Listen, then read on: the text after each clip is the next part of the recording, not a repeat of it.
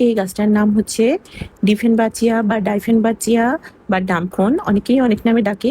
তো এই গাছটা আমি যখন কিনি, প্রায় 2 বছর হতে যাচ্ছে, কখনো এই গাছ থেকে চারা বের হয়নি। এই প্রথমবারের মতো এই গাছ থেকে চারা বের হয়েছে। আর কখনো আমার এই গাছের পাতা ফেলে দেওয়া লাগেনি। দেখেন, আমি যতগুলো মানে গাছটা কেনার সময় যতগুলো পাতা ছিল একদম নিচ থেকে ঠিক ততগুলো পাতাই আছে। এই প্রথমবারের মতো এতগুলো পাতা হলুদ হয়ে গিয়েছে, প্রায় 6-7টা পাতা। তো আমি সেগুলো কেটে ফেলে দিলাম। আমি ঈদে যখন বাড়িতে গিয়েছিলাম তখন এই পাতাগুলো ভালো ছিল।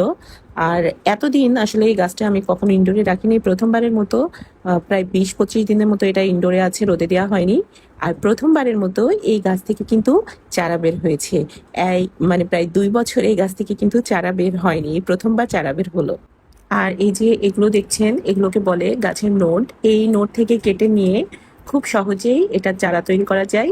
মাটিতে লাগিয়ে দিলে বা পানিতে বসিয়ে দিলে খুব সহজেই এর শিকড় পাওয়া যাবে এবং এখান থেকে চারা তৈরি করা যাবে।